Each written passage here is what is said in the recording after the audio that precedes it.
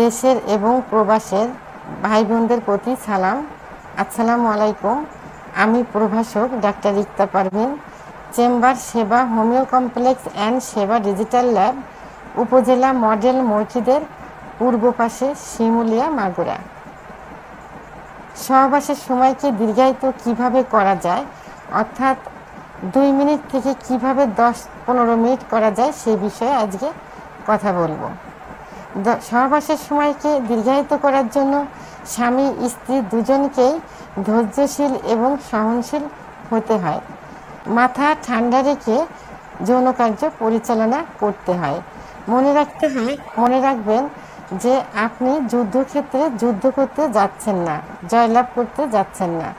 আপনি যাচ্ছেন আপনার পার্টনার অথবা স্ত্রীকে সুখ দিতে এবং নিজে সুখ নিতে।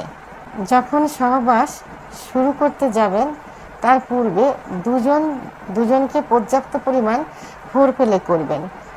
সাধারণত পুরুষেরা খুব অল্প সময়ের ভিতরে উত্তেজিত হয়ে যায়, আর মহিলাদের উত্তেজিত হতে একটু সময় লাগে, অর্থাৎ 10 থেকে 15 মিনিট, কখনো দেখা যায় যে 30 থেকে 35 মিনিটও সময় লেগে যায়। এই জন্য দুজনকে পর্যাপ্ত পরিমাণে ফোরপ্লে করবেন। যখন দেখবেন যে চরম উত্তেজিত হয়ে গেছেন, ঠিক সেই মুহূর্তে যৌন কার্য শুরু করবেন। আচ্ছা, যৌন কার্য শুরু করার পর যখন আপনারা প্রাইভেট অঙ্গ স্ত্রীর যৌনের মধ্যে প্রবেশ করবেন এবং 5 থেকে 6 বার সঞ্চালন করার পর যখন বুঝতে পারবেন যে আপনার বীর্যপাত হয়ে যাচ্ছে, ঠিক সেই মুহূর্তে আপনি আপনার প্রাইভেট অঙ্গ সরিয়ে আনবেন যোনিপথ থেকে, স্ত্রী যেন সেটা বুঝতে না পারে। তবে স্ত্রীকে উত্তেজিত অবস্থা থেকে সরিয়ে আনা যাবে না, তাকে পর্যাপ্ত পরিমাণে ফোরপ্লে করবেন। যেখানে ফোরপ্লে করলে সে উত্তেজিত অবস্থায় থাকে, ঠিক সেখানেই ফোরপ্লে করবেন এবং কথা বলবেন, গল্প করবেন। এর মধ্যে দেখবেন যে আপনার প্রাইভেট অঙ্গ নিস্তেজ হয়ে গেছে। তো আবার যখন নিস্তেজ অবস্থা থেকে আবার শুরু করার ডিসিশন নেবেন, তখন মন মানসিকতা সেইভাবে তৈরি করবেন।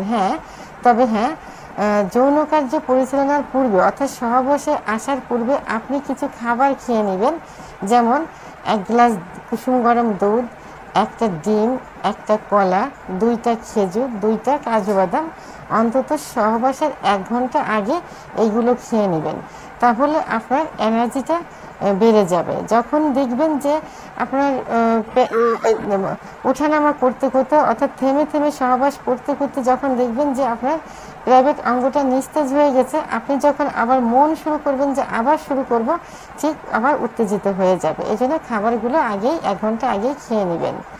তো যখন প্রাইভেট আবার যৌন কার্য পরিচালনা করবেন, তখন আবার সেইভাবে নিজেকে প্রস্তুত করে যৌন কার্য শুরু করবেন। আবার 5 থেকে 6 বার সঞ্চালন করার পর যখন আবার বীর্যপাত হওয়ার সম্ভাবনা হবে, ঠিক তখন আবার এইভাবে বের করে ফেলবেন।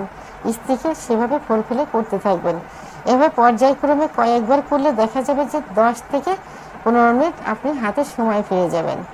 আচ্ছা, এটার জন্য আরেকটা পদ্ধতি অবলম্বন করা যায়, অর্থাৎ প্রাইভেট অঙ্গ অত্যন্ত সেন্সিটিভ, যেখানে স্ত্রীর যোনির মধ্যে যে স্পট জায়গা থাকে, ওর স্পর্শ পেলেই এটা উত্থান হয় এবং কয়েকবার সঞ্চালন করলেই বীর্যপাত হয়ে যাওয়ার সম্ভাবনা হয়ে যায়। এই জন্য অ্যানেস্থেটিক জাতীয় কিছু ব্যবহার করবেন। এর মধ্যে যেমন কন্ডমটা কিন্তু রাবার জাতীয়, এটা ব্যবহার করলে সহজেই প্রাইভেট অঙ্গের স্কিনে কিন্তু ওইভাবে স্পর্শ হবে না, অর্থাৎ একটু দেরিতেই আপনার বীর্যপাত হবে।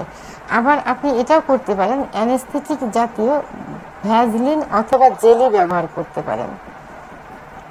যেমন আমরা শীতের সময় যে ভ্যাজলিনটা ব্যবহার করি, এটা কিন্তু অনেকটাই অ্যানেস্থেটিক জাতীয়, অর্থাৎ অবশ ধরনের। এই ভ্যাজলিনটা আপনি ব্যবহার করতে পারেন। এটা প্রাইভেট অঙ্গের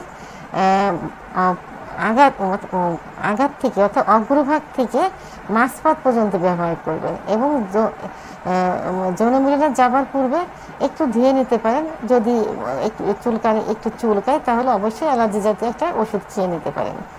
তো তাহলে দেখা গেল কি যে আপনি অ্যানেস্থেটিক জাতীয় জেলি অথবা ভ্যাজলিন, কন্ডম ব্যবহার করেও দীর্ঘ সময় যৌন কার্য পরিচালনা করতে পারেন। তো আমরা যে পদ্ধতিটা পূর্বে বললাম যে থেমে সহবাস করতে হবে, এইটা আপনি 4 থেকে 5 মাস প্র্যাকটিসটা করলে একটা সময় অভ্যাসে পরিণত হয়ে যাবে।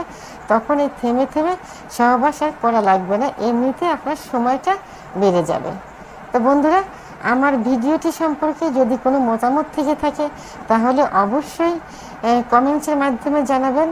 আর ভিডিওটি ভালো লাগলে লাইক, কমেন্ট, সাবস্ক্রাইব করে আমার সঙ্গে থাকুন। আল্লাহ হাফেজ।